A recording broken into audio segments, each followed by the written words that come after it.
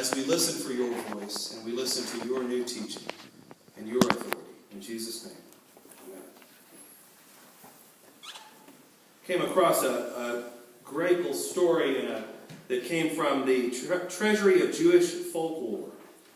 And this is the story that goes this way. Usually the Orthodox rabbis of Europe boasted some distinguished rabbinical genealogies, but Rabbi Yeshael of Ostros was an exception. He was the son of a simple baker, and he inherited some of the forthright qualities of a man of the people.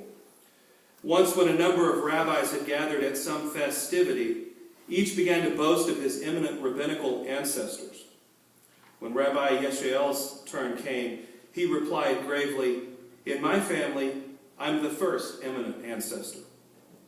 His colleagues were shocked by this piece of impudence, but they said nothing, and immediately after that, the rabbis began to expound on the Torah, and each one was asked to hold forth on a text that was culled from the sayings of one of his distinguished rabbinical ancestors. One after another, the rabbis delivered their learned dissertations. At last it came time for Rabbi Yeshael to say something. He arose and said, "My masters, my father was a baker. He taught me that only fresh bread was appetizing, and that I must avoid the stale. This can also apply to learning." And with that, the rabbi sat down. And probably was not invited to any more of their rabbi games. So, I think that's some of what happened in our gospel story today, is that Jesus shows up in an unexpected place as a teacher, not as a Jew, but as a teacher, and begins to say some things that challenge the tradition, that challenge the history.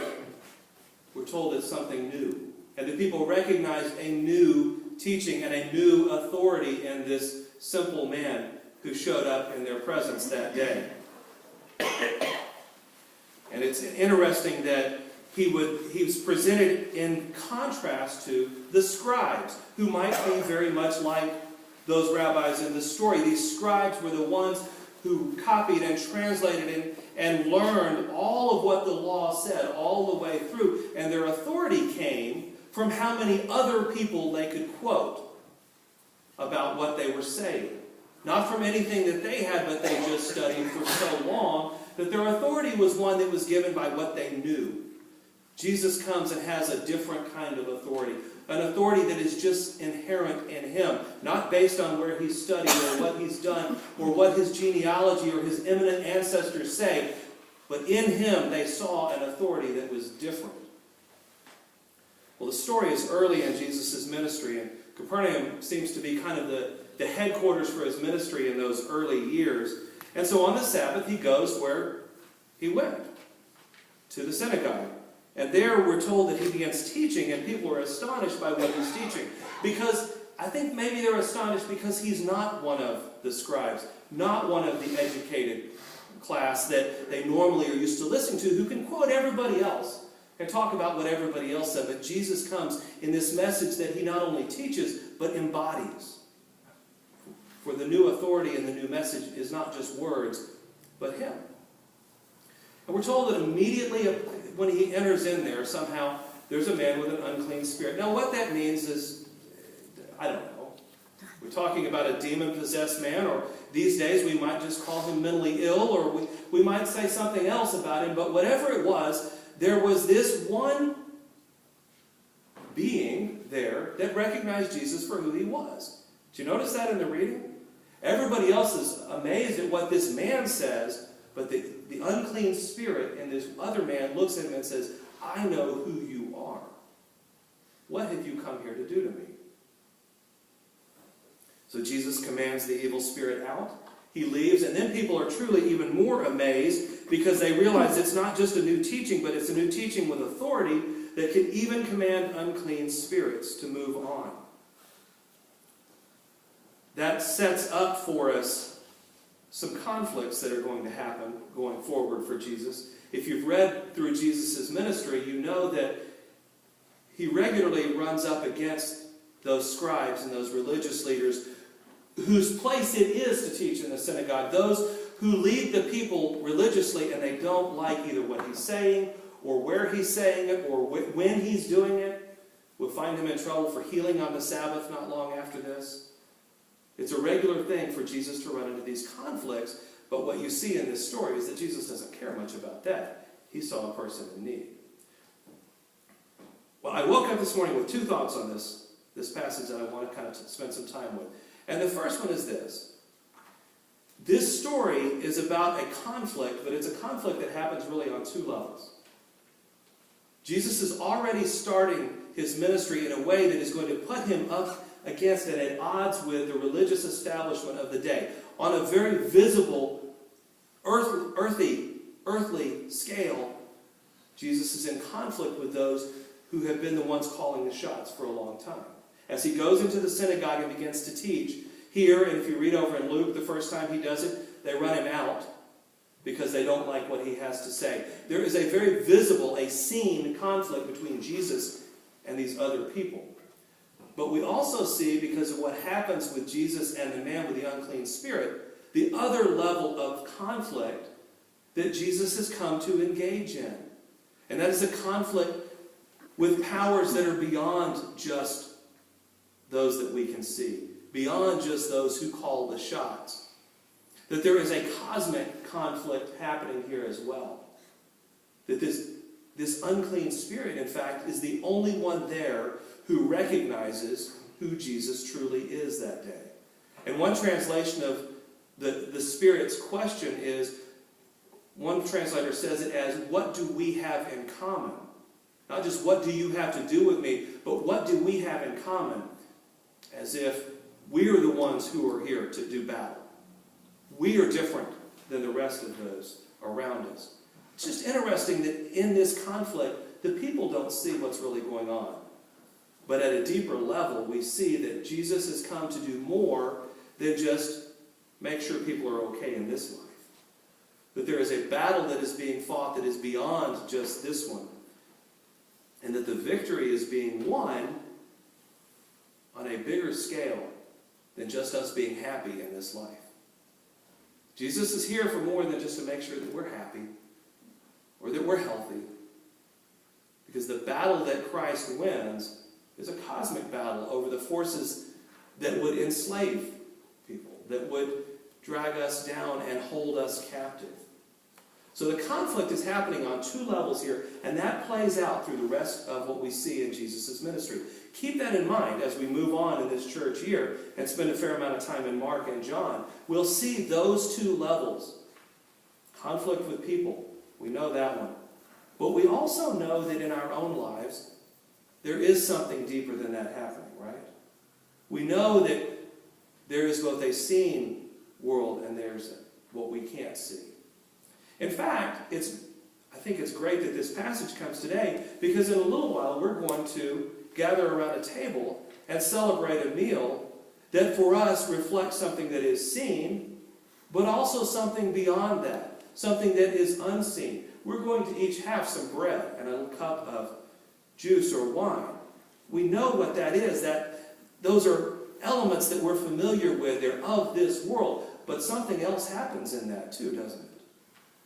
Something unseen takes place. Something unseen is reflected in what we do around that. And we know that this life we live, this life that we live in faith, happens on a couple of different levels.